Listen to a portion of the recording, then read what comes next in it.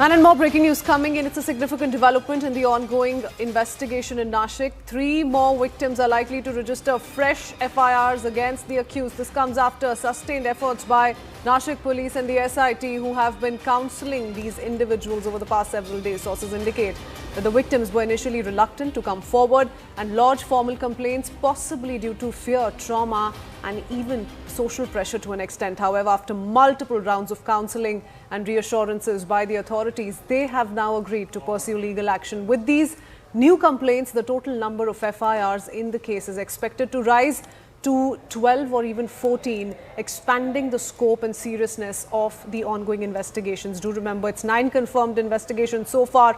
This could mean a total of 12 to 14 FIRs, with 3 new victims now ready to take legal action against the perpetrators in this case. Remember, it all boils down to some of these leaders and team managers in TCS in Nashik, and these are very grave allegations at the moment, viewers, which are being investigated by the SIT. Ananya Gupta joins us with more details. Ananya, tell us a little bit about the 3 victims who've opened up after counselling that they have received in order to narrate their ordeal, take legal action, pursue this forward. What more do we know about them and their complaints? So far what we knew was that 9 victims had come forward, out of which 8 were females. 1 was a male who had alleged coercion for religious conversion and sexual harassment claims. So that takes the total to 9. But now what has come to 4 is that, as per sources, 3 more victims could come forward. Now they were scared to do so because of alleged taboo that comes when victims come forward with these kind of claims. But police counselling and the SIT has counselled them to come forward and lodge their complaints, as this could reveal more details into this very investigation that is going on of the TCS office in Nashik, where employees were allegedly coerced for religious conversion, and there are several sexual harassment claims. The first FIR, the first victim that came forward, was with complaints of rape. Now these are the serious kind of allegations that have come forward. Now it will be to see when now the 3 victims that have come forward, now once they lodge their FIRs, the extent of what exactly their complaints are and what they have alleged now will come to fore, and it could also bring in the possibility of increasing the count of accused. So far there have been 8 accused in this very case, out of which 7 have been arrested. 1, Nida Khan, who's being said to be the mastermind of this whole scandal that was happening, is absconding.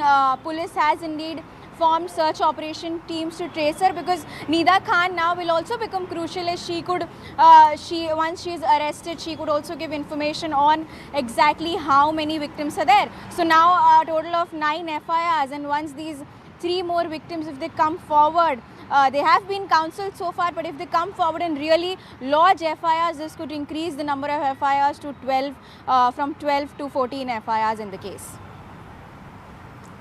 Right, Ananya, so the number of FIRs are increasing here, but could this have been taking place without TCS actually knowing? The FIRs range for about 4 years, 2022 to 2026. Questions are also being raised as to the statement that came in from the company. TCS has made a claim about the sexual harassment allegations, saying that, all of the POSH safeguards are in place, all of that will be looked into. But has there been any response from the company on the allegations of forced conversion?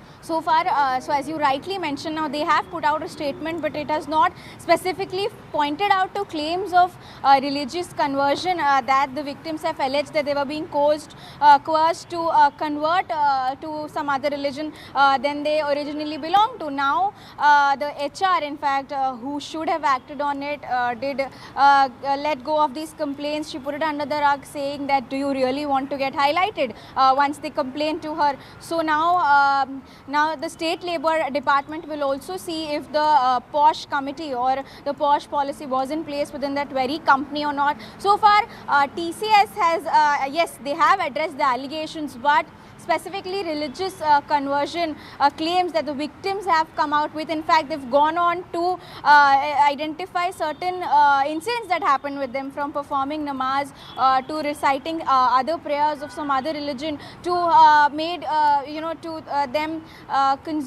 making them to consume certain kind of non-vegetarian food they were not comfortable with. In fact, taking them to go perform namaz in that very terrace of that very particular MNC. These are the serious allegations that have come to fore, but so far TCS has not addressed these religious conversion claims that have come to fore. But yes, investigation is on, and as we discussed, that 3 more victims could come forward, and they will also be investigated. It was just was it sexual harassment, or were they also being coerced into converting into some other religion? And also from the statements of the victim that have been accessed, it has indeed come forward that the victims who were indeed involved in this used to tell them how their religion is more superior than the religion of the victims that they belong to, and how allegedly their problems at home could be solved if they converted to some other religion. Grave allegations indeed, Ananya. Thank you for that. We'll come back to you in just a bit. Former IPS Nirmal Kaur is with us on the broadcast as well.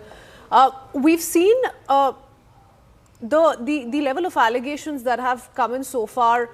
They range from sexual harassment to religious coercion to also undue advantage being taken of vulnerable women who were working with TCS.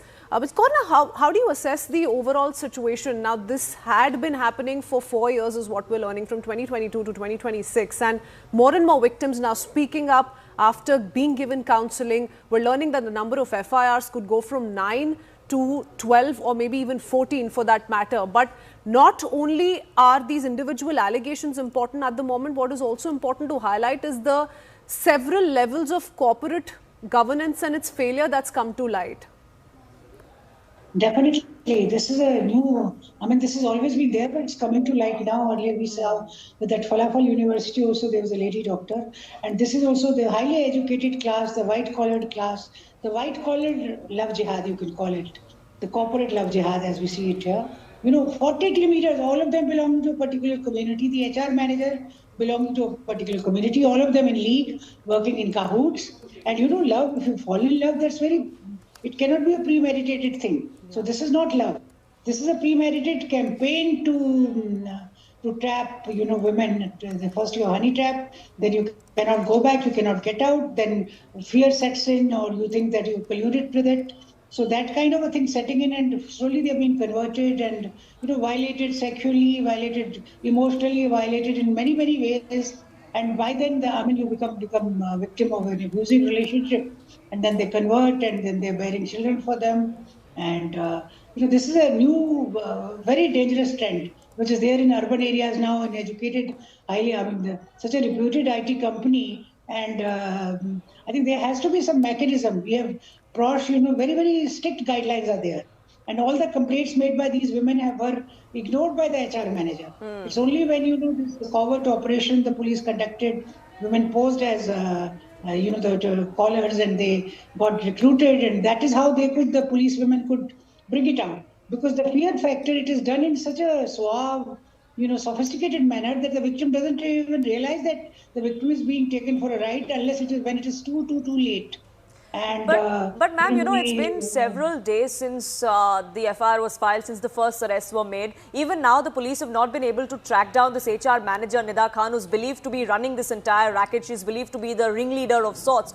Do you think that there was some tip-off of sorts, that they knew that the lid of this was going to be blown off? How is it that she's still in the wind? She must have known. She may have had some insiders, or she may have known generally when the FIRs were being done, or she may have known through one of these girls. There's the Stockholm syndrome. These girls only who were the victims, one of them may have tipped her off. We don't know what happened and how it happened. But it's definitely that even when you're a victim, you try to help the person who's been harassing you or abusing you or who's held you captive. There's a name for it called Stockholm syndrome. Correct. So people also suffer from that kind of collusive.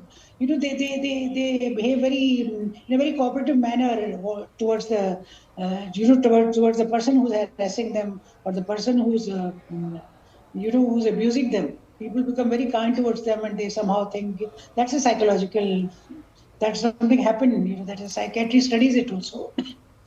So not getting her is a very serious sign, and also a very big company, like reputed company, and government is so the corporate world, the government, everyone thinks that sexual harassment at workplace is a very big offense. Despite that, all this is happening. I've seen this happening in many educational institutions. So there, girls, when they start off, sometimes they are even minor.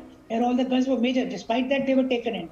They're minor, but then, they continue into that. And then eventually, their perpetrators keep telling them, many abusive things. They're made to eat beef. They're made to, burqa pehna ke chhodunga. They're made to keep, follow all those things. Or they are brought in touch with some preacher, like in this case, this Malaysian preacher Irman, they were Yes. got in touch with. And also, they also try to convince them that whatever your personal problems are, whether it's illness, whether it is some other problem, financial, or your brother's, your parents' problem, who doesn't have problems? It's only that they're very smart, they have good Absolutely. And cognizant even in ability. this case, it And looks they're like they very targeted the poor, vulnerable, backward class, backward castes women as well. So they sort of preyed on those vulnerabilities.